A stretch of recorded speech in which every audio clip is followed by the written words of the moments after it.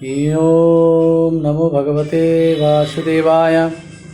यो नित्यमच्युतपदाम्बुजयुग्मरुक्म व्यामोहतस्तदितराणि तृणाय मेने। अस्मद्गुरोर्भगवतो सदयैकसिन्धो रामानुजस्य चरणौ शरणं प्रपद्ये। श्रीयोगिराज रघुनाथ गुरु प्रशिष्यं श्रीमज्जनार्दन गुरुत्तम शिष्यरत्नं वेदांत युग्मनिपुणं सुलभं सुशीलं श्रीदेवराज गुरुवर्यमहं प्रपद्ये।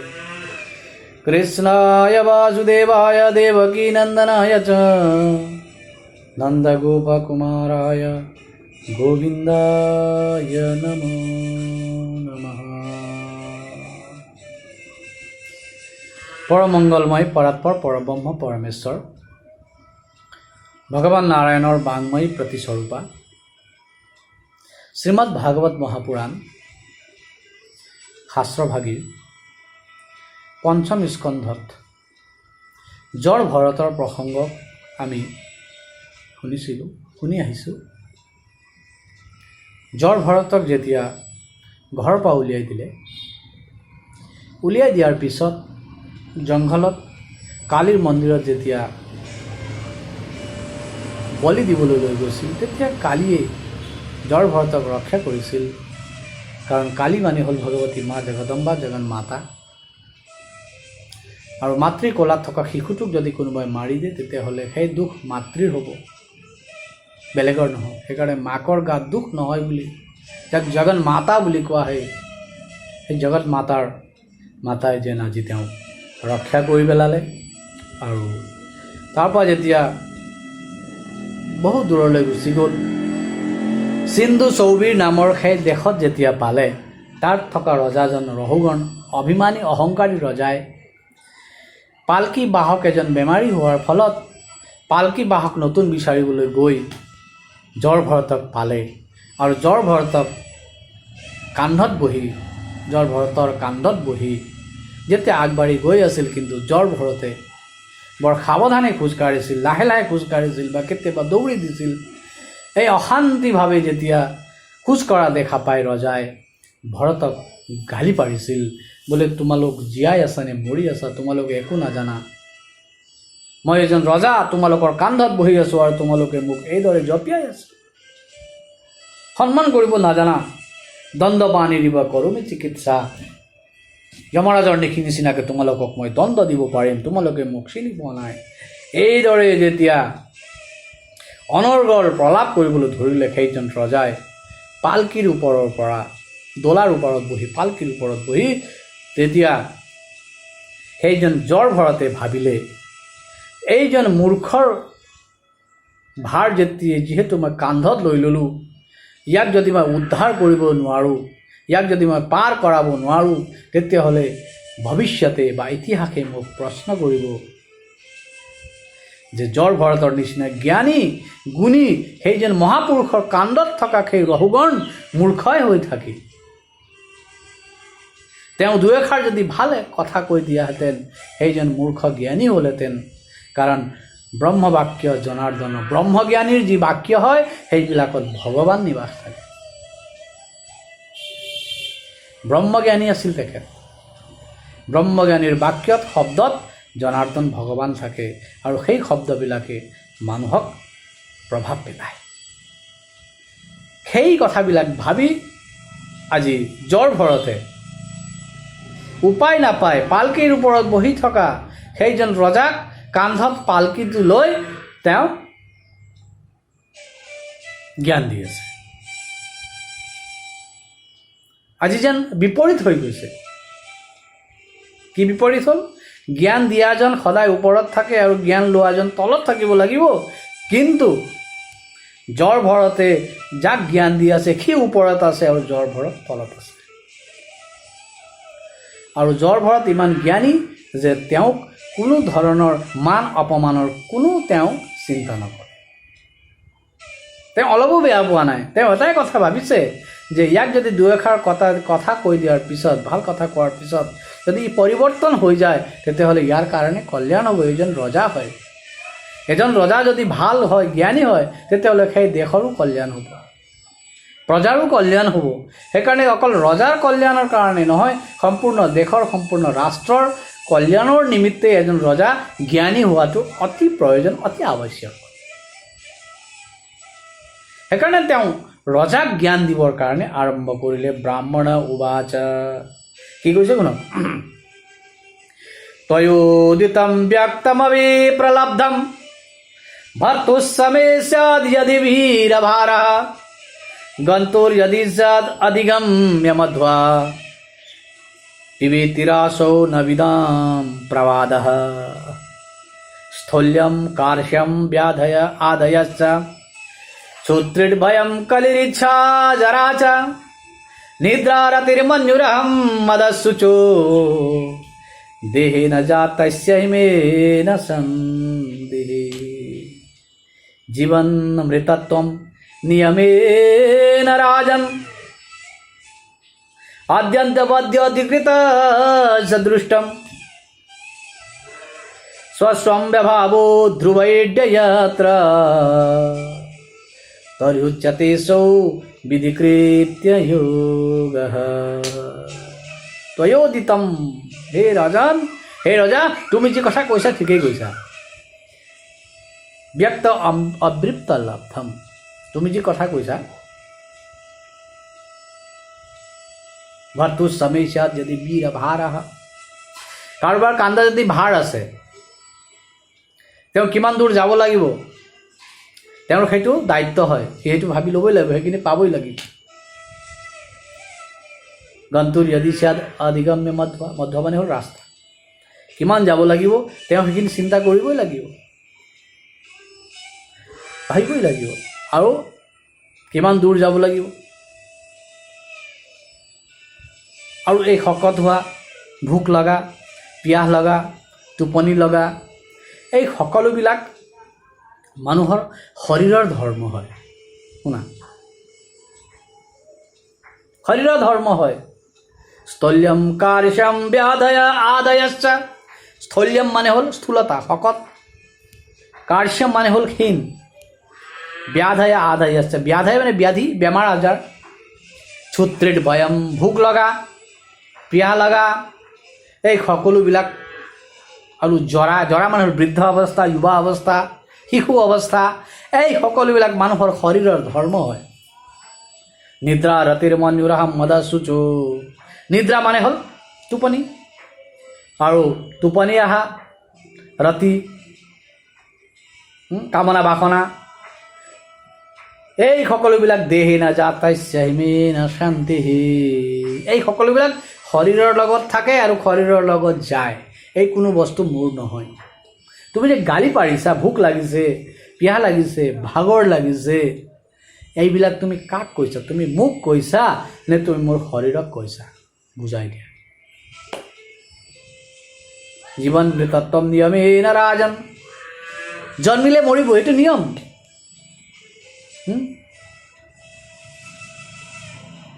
কোনোবা আছে নেকি তেনেকুৱা যাৰ জন্ম হয় কিন্তু নমৰে? মৰিবই। কিন্তু আত্মা কেতিয়াও নমৰে। তুমি মোৰ আত্মাৰ কথা কৈছা মানে তুমি শৰীৰৰ কথা কৈ আছা? তুমি কাক গালি দি আছা? মই তোমাক বুজি পোৱা নাই ভালকৈ। এইষাৰ কথা যেতিয়া আত্মাৰ কথা ক'লে, আত্মাৰ কথা কোৱাৰ লগে লগে অলপ হ'লেও সৎসংগটো কৰিছিলেই ৰজাই। সেই আত্মাৰ কথা কোৱা শুনি সেইজন ৰজাই পালকিৰ ভিতৰৰ পৰা জঁপিয়াই পৃথিৱীত নামিলে, তলত নামিল। চাৰিজন পালকি বাহকক ক'বও সময় নাপালে যে মোৰ পালকিখন মাটিত নমাওঁচোন, মই অলপ চাই লওঁ মানুহজনক। তাৰ পৰাই জাপ মাৰি পৃথিৱীৰ তলত নামি আহিল, আৰু পৃথিৱীত নামি হাতযোৰ কৰি সেইজন জৰ ভৰতৰ ওচৰত আঁঠুকাৰি প্ৰাৰ্থনা কৰি কি গাইছে শুনক। কষ্টম নিগূঢ়স চৰসি দ্বিজানাম বিভৰ্ষি সূত্ৰম গতমো বধূতা কস্যাসি কুত্ৰত্যৈহ পিকস্মাৎ ক্ষেমায়নস্যে দশিনোত শুক্লঃ। কষ্টম নিগূঢ়স চৰসি দ্বিজানাম, দ্বিজানাম মানে ব্ৰাহ্মণৰ বেশত। কষ্টম তুমি কোন? নিগূঢ়স চৰসি ব্ৰাহ্মণৰ বেশত এনেদৰে বিচৰণ কৰা তুমি কোন হয়? জ্বৰ ভৰতে সুধিলে মই ব্ৰাহ্মণ বুলি তুমি কেনেকৈ গম পালা? কিবা চিন আছে নেকি? তেওঁ ক'লে হয় বিহাৰ শ্ৰী সূত্ৰম কতমো বধূতঃ। সূত্ৰ মানে হ'ল সেই লগুণদানি, সেই লগুণডাল দেউতাকে পিন্ধাই দিছিল, গায়ত্ৰী মন্ত্ৰ গাবলৈ গাই শুনাই দিয়া নাছিল, সেই লগুণডাল এতিয়াও কান্ধত ওলমি আছে।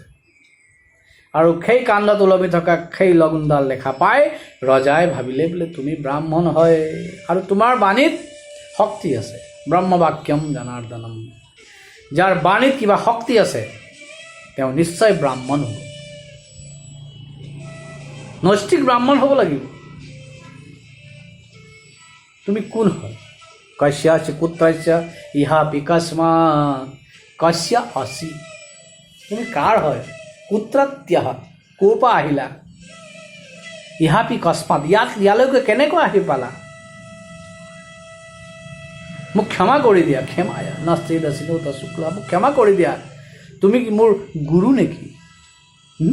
শুক্লা, শুক্লা শব্দৰ অৰ্থ হ'ল কপিল মুনি। তুমি মোৰ গুৰু সেই কপিল নেকি যে তুমি মোক পৰীক্ষা ল'ব আহিছা নেকি? গুৰুদেৱ তুমি যদি সেই গুৰুদেৱ তুমি মোৰ পৰীক্ষা ল'ব আহিছা যদি, তেতিয়াহ'লে তুমি মোক ক্ষমা কৰি দিয়া, মই ক্ষমা প্ৰাৰ্থী।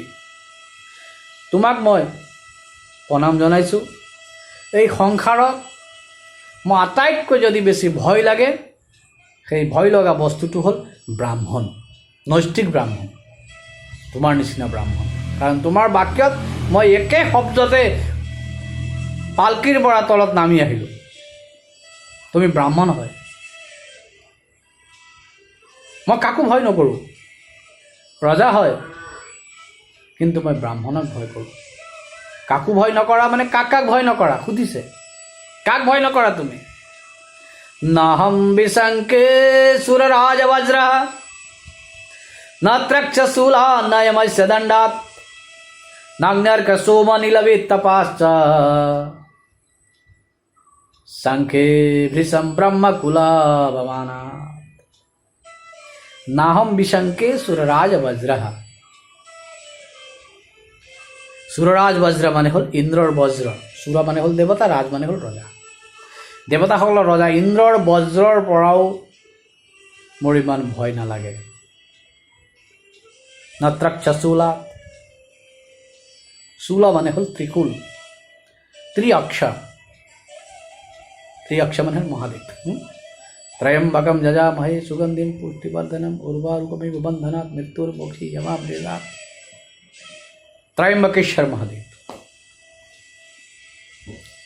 ত্ৰিনয়ন মহাদেৱৰ সেই ত্ৰিশূলৰ পৰাও মোৰ ইমান ভয় নাই। সুৰৰাজ আৰু যমস্য দণ্ডাৎ, যমৰাজৰ হাতত থকা সেই দণ্ডৰ পৰাও মোক ভয় নালাগে।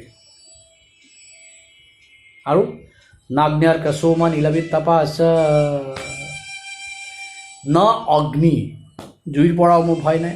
অৰ্ক মানে সূৰ্য, সোম মানে চন্দ্ৰমা, অনিল মানে হ'ল বায়ু, বিত্তপা মানে হ'ল কুবেৰ। এইবিলাকৰ কাৰো পৰা মোৰ ভয় নাই। মোৰ এটাই বস্তু ভয় যে শঙ্খে ভৃশম ব্ৰহ্মকুলাবমানাৎ। মই ব্ৰাহ্মণক যদি অপমান কৰিছোঁ নেকি, সেইটোহে মোৰ বৰ ভয়। বোলে কিয় ইমান ভয়? ব্ৰাহ্মণক অপমান কৰাৰ কাৰণে তোমাক ইমান ভয় কিহৰ? তেওঁ ক'লে ব্ৰাহ্মণক অপমান কৰাৰ কাৰণে শ্ৰীকৃষ্ণৰ সম্পূৰ্ণ যদুবংশ শেষ হৈ গ'ল। দশম স্কন্ধ, একাদশ স্কন্ধত আহি যায়। এজন ব্ৰাহ্মণক অপমান কৰাৰ কাৰণে পৰীক্ষিতৰ নিচিনা ধাৰ্মিক ৰজাই গংগাৰ কিনাৰত যাবলগীয়া হ'ল। 7 দিনত এই সংসাৰ এৰি পৰমপদ পালেগৈ, ব্ৰাহ্মণক অপমান কৰাৰ কাৰণে।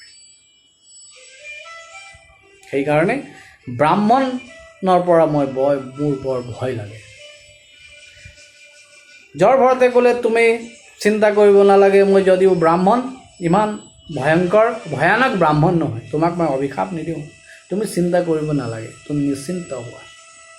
এইধৰণে আশ্বাসন দিয়াৰ পিছত তেতিয়া তেওঁ হাতযোৰ কৰি প্ৰাৰ্থনা কৰিছে। অহম চ যোগেশ্বৰমাত্মতত্ত্ব विदं मुनीनां परमं गुरु वै प्रष्टुं प्रवृत्त किमिहारणं तत् साक्षात हरि ज्ञान कलावतीर्णम। আপুনি সাক্ষাৎ হৰি ভগৱান জ্ঞান দিবৰ কাৰণে নে ভগৱানৰ অংশ লৈ পৃথিৱীত আহিছে নেকি? আপুনি মোৰ গুৰু হ'বলৈ আহিছিল নেকি? কওক। বোলে হয়, কি জ্ঞান লাগে তোমাক কোৱা। তেতিয়া তেওঁ প্ৰশ্ন কৰিছে, ৰহুগণে প্ৰশ্ন কৰিছে, কিমান ধুনীয়া প্ৰশ্ন কৰিছে শুনক। আপুনি যে কৈছে আত্মা বেলেগ শৰীৰ বেলেগ, মই প্ৰশ্ন কৰিছোঁ কেনেকৈ বেলেগ, কিহৰ কাৰণে বেলেগ? আত্মাওতো শৰীৰৰ ভিতৰতে লুকাই থাকে, থাকেনে নাই? থাকে।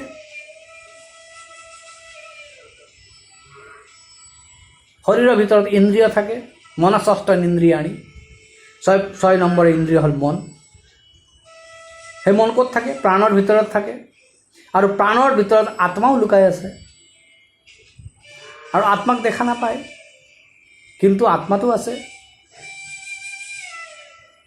যদি শৰীৰে কষ্ট পায় তেতিয়াহ'লে ইন্দ্ৰিয়বিলাকে কষ্ট পাব, ইন্দ্ৰিয়ে কষ্ট পালে প্ৰাণে কষ্ট পাব। পঞ্চ প্ৰাণ আছে, অপান ব্যান উদান সমান প্ৰাণ।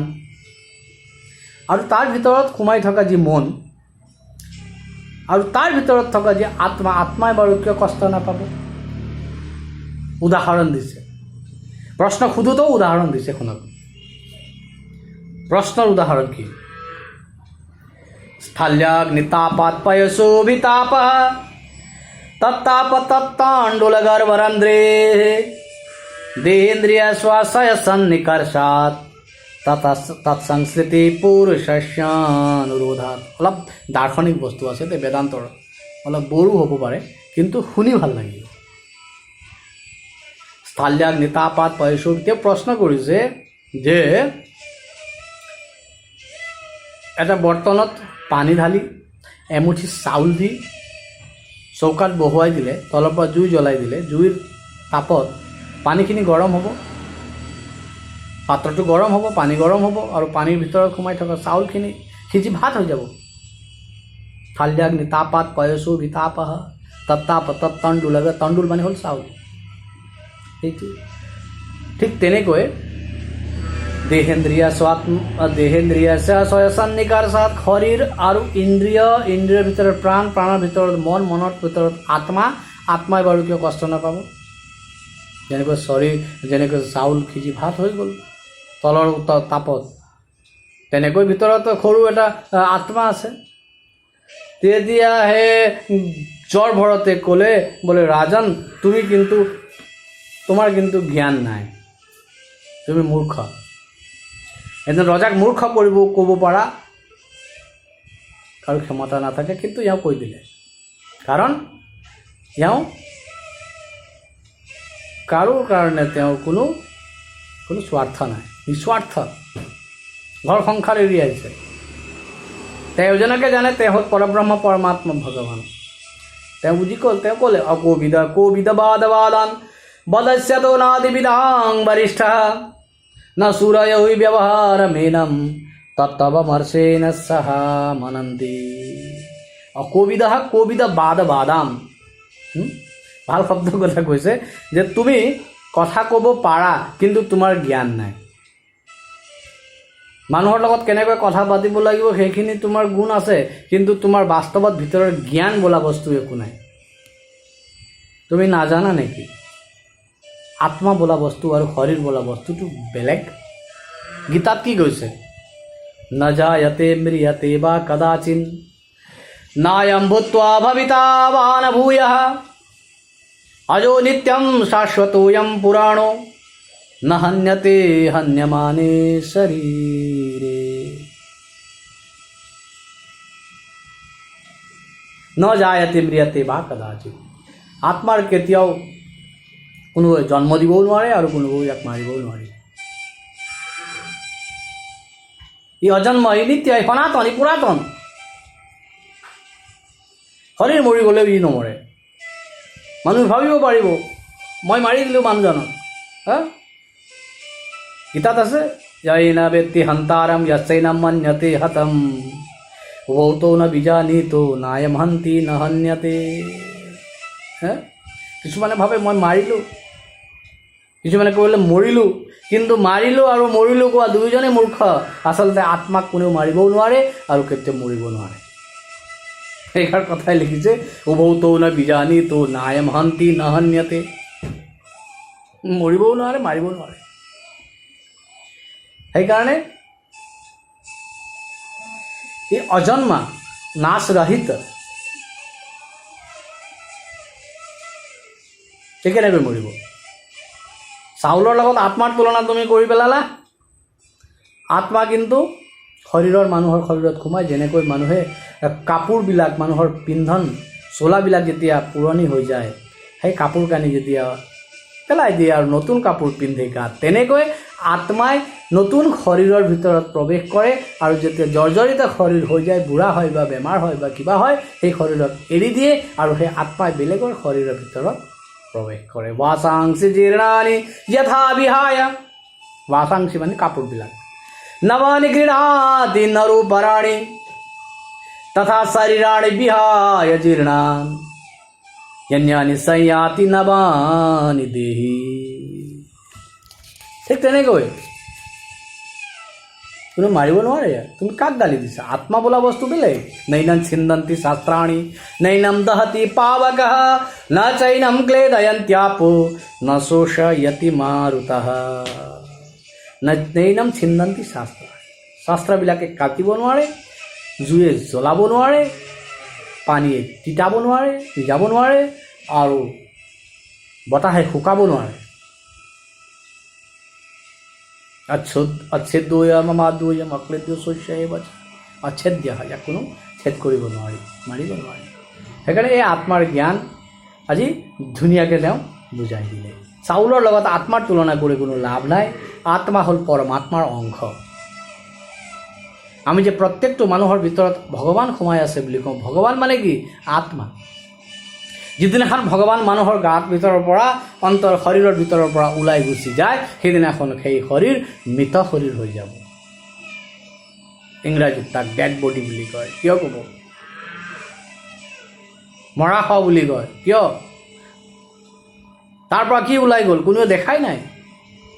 বোলে আত্মা ওলাই গ'ল, প্ৰাণ ওলাই গ'ল, বায়ু, প্ৰাণ বায়ু ওলাই গ'ল। বোলে কোনফালেদি ওলাই গ'ল? কোনো দেখাও নাই। কেনেকৈ ওলাই গ'ল? কিছুমানে চকুৱে ওলাই গ'ল, কিছুমানে মুখেৰে ওলাল। কিন্তু ওলাইছে হয়, কিন্তু দেখিছে কোনোবাই? বোলে আজিলৈকে কোনো বিজ্ঞানীও দেখা নাই। কিন্তু সেই আত্মা বোলা বস্তুটো কি? আজি জ্বৰ ভৰতে তেওঁক বুজাই দিছে, যাক কোনেও দেখাবও নোৱাৰি আৰু কোনো দেখিবও নোৱাৰে। পৰমাত্মা হয়। যেনেকৈ ভগৱানক আমি দেখিব নোৱাৰোঁ, আত্মাক আমি কেনেকৈ দেখিম? কিন্তু অদৃশ্য বস্তুৱে আমাক কাম ক'ব পাৰে। ভগৱান আছেনে নাই সন্দেহ, আমি দেখা নাই। বোলে মানুহ যে জীয়াই আছে, মানুহৰ ভিতৰত যে আত্মা আছে, আত্মাক কোনোবাই দেখিছে নেকি? কোনেওতো দেখা নাই। কিন্তু মানুহ যে জীয়াই আছে, কাৰ ফলত জীয়াই আছে? সেই আত্মাৰ ফলত জীয়াই আছে। যেনেকৈ আত্মাক আমি দেখা নাপাওঁ, তেনেকৈ আমি পৰমাত্মাকো দেখা নাপাওঁ। কিন্তু কেতিয়াবা ভগৱানে অনুগ্ৰহ কৰি অৱতাৰ গ্ৰহণ কৰি পৃথিৱীত আহে আৰু ভক্তসকলক দৰ্শন দিয়ে, সেইটো বেলেগ কথা।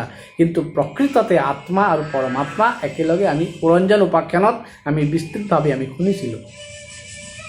ফেচবুকত আমি দিছোঁ।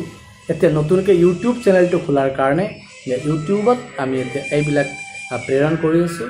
আগতে ফেচবুকত বহুতকেইটা 30-35টামান ভিডিঅ' আমি ইতিমধ্যে প্ৰেৰণ কৰিলোঁ।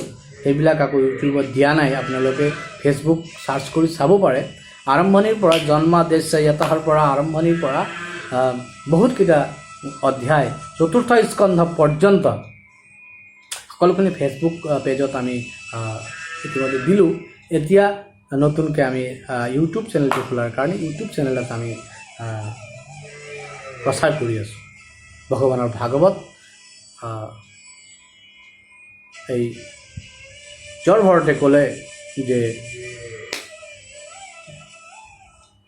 আত্মাৰ লগত কাৰো তুলনা কৰিব নোৱাৰি। আত্মাই হ'ল পৰমাত্মা। আত্মা আৰু পৰমাত্মা, যেনেকৈ আত্মা ৰূপ হ'ল বিশাল ৰূপ, পৰমাত্মা হ'ল সৰু ৰূপ।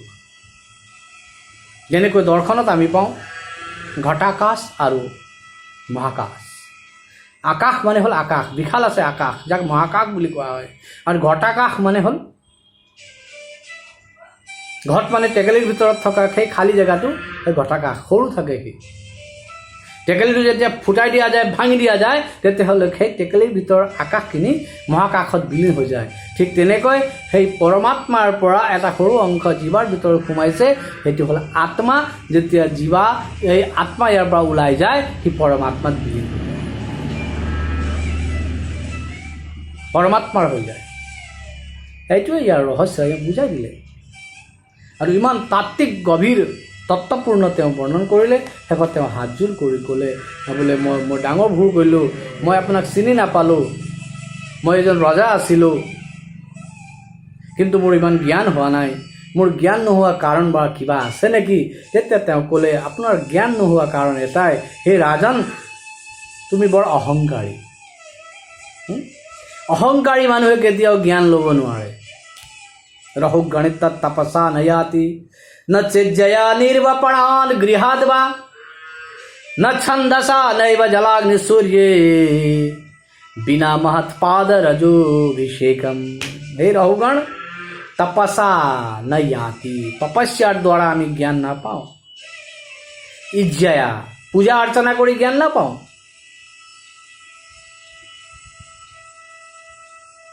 না ছন্দসা, বেদ পঢ়ি মানুহ জ্ঞানী নহয়, জলাগ্নি সূর্য, জল অগ্নি সূৰ্যৰ তপস্যা সাধনা কৰি মানুহ জ্ঞানী নহয়।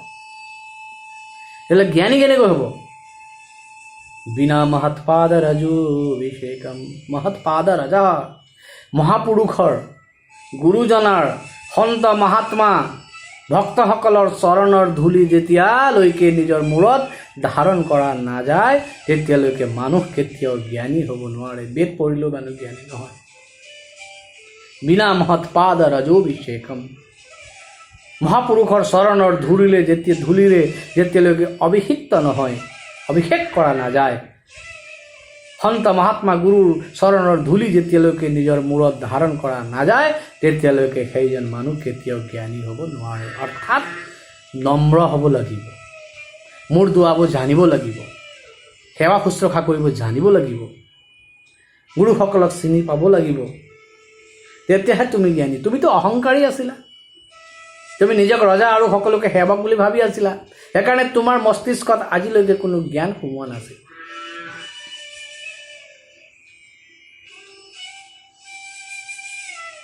বৰষুণ দি থকা অৱস্থাত চোতালত যদি পাত্ৰটো যদি উল্টাকে ৰাখি দিয়া যায়, তেতিয়াহ'লে পাত্ৰত পানী সোমাব জানো? কেতিয়াও নোসোমায়। পাত্ৰটো যদি চিধাকে ৰাখি দিয়া যায়, তেতিয়াহ'লে সেই পাত্ৰটোত যিমান স্থান আছে সিমানখিনি পানীৰে তাত ভৰ্তি হৈ যাব, কিন্তু জ্ঞান শেষ নহয়। আকাশৰ বৰষুণ বা মেঘত থকা সেই পানী শেষ নহয়, কিন্তু আমি কি ভাবোঁ, মোৰ এতিয়া পৰিপূৰ্ণ হ'ল, মই চব জানিলোঁ, কাৰণ আমাৰ পাত্ৰটো সৰু আছিল, সেইকাৰণে সিমানখিনি আমি জানিলোঁ। বাস্তৱত জ্ঞান বিশাল হয়। যি ধৰণৰ মানুহৰ পাত্ৰ থাকে, তেনেধৰণৰ মানুহ জ্ঞানী হয়। মানুহ যদি মূৰ্খ হয়, অহংকাৰী হয়, সেই পাত্ৰটোক উল্টাকে ৰাখি থোৱা পাত্ৰ বুলি ইয়াত উল্লেখ কৰিছে। চোতালত যদি পাত্ৰটো উল্টাকে ৰাখি দিয়া যায়, তাত কোনো ধৰণৰ এটোপাল পানীও নোসোমায়। তেনেকৈ অহংকাৰী ব্যক্তিক যিমানেই জ্ঞান দিয়া যায়, সিমান এই জ্ঞানবিলাক কেতিয়াও তাৰ ভিতৰত নোসোমায়, কাৰণ তাৰ জ্ঞানৰ সেই পাত্ৰটো, বুদ্ধিৰ পাত্ৰটো উল্টা হৈ আছে। সেইকাৰণে তুমি অভিমানী, অহংকাৰী, তুমি ৰজা হৈ নিজকে অভিমান কৰি আছিলা, কিন্তু তুমি জানা মই কোন আছিলোঁ? অহম পুৰা ভৰতো নাম ৰাজা বিমুক্ত দৃষ্ট সুত সংগবদ্ধ আৰাধনম ভগৱত ইহ মানো মৃগো ভৱম মৃগ সংগাত পদাৰ্থ। মোৰো নাম ভৰত আছিল, মই ৰজা আছিলোঁ, যাৰ নামত আমাৰ দেশৰ নাম হ'ল ভাৰতবৰ্ষ। অজনাব খণ্ডৰ ৰজা আছিলতো, অজনাব খণ্ডৰ ৰজা হোৱাৰ কাৰণে অজনাব মানে হ'ল ভাৰতবৰ্ষ, যাক জম্বুদ্বীপ বুলি কোৱা হয়। তেতিয়াৰ পৰাই এই ভৰত নামৰ ৰজাৰ নামৰ পৰা আমাৰ দেশৰ নাম হ'ল ভাৰত। ভা মানে প্ৰকাশ, ৰথ মানে হ'ল ডুবি যোৱা, জ্ঞানেৰে পৰিপূৰ্ণ হোৱা এই দেশৰ নাম হ'ল ভাৰত। তুমি সিন্ধু চৌবিৰ দেশৰ ৰজা হোৱাৰ স্বত্তেও তুমি ইমান অহংকাৰী। সেইকাৰণে তোমাৰ জ্ঞান হোৱা নাই। তুমি জ্ঞানী হ'বলৈ শিকা, নম্ৰ হ'বলৈ শিকা। এই ধৰণে যেতিয়া তেওঁ জ্ঞান দিলে, তুৰন্তে তেওঁ শৰণত আহিল আৰু ইয়াৰ পিছত তেওঁ ভৱাটবিৰ বৰ্ণন আৰু ৰহুগণৰ সংশয় সম্পূৰ্ণখিনি নাশ কৰি পেলালে। আৰু ভৱাটবিৰ বৰ্ণন ইয়াৰ পিছৰ ভিডিঅ'টোত আমি আকৌ শুনিম। ভৱাটবি মানে হ'ল, ভৱ মানে হ'ল পৃথিৱী, অটবি মানে হ'ল অৰণ্য। এই পৃথিৱীখনকে, সংসাৰখনকে এটা অৰণ্যৰ লগত তুলনা কৰিছে। সেই অৰণ্যটো কি, কেনেকুৱা জীৱ আহি সেই অৰণ্যত কেনেকৈ হেৰাই যায়, এই সকলোবিলাক তত্ত্বৰ কথাবিলাক জ্বৰ ভৰতে আকৌ ৰহুগণক ক'ব। বাকীখিনি প্ৰসংগ ইয়াৰ পিছৰ ভিডিঅ'টোত আমি আকৌ শুনিবলৈ পাম। আজিৰ কাৰণে আমি ইমানতে ৰাখিছোঁ। জয় শ্ৰীকৃষ্ণ, জয় শ্ৰীমন্নাৰায়ণ। সৰ্বে ভৱন্তু সুখিনা, সৰ্বে সন্তু নিৰাময়া, সৰ্বে ভদ্ৰাণি পশ্যন্তু মা কস্যে দুঃখভাগ ভবেৎ। হৰি ওম।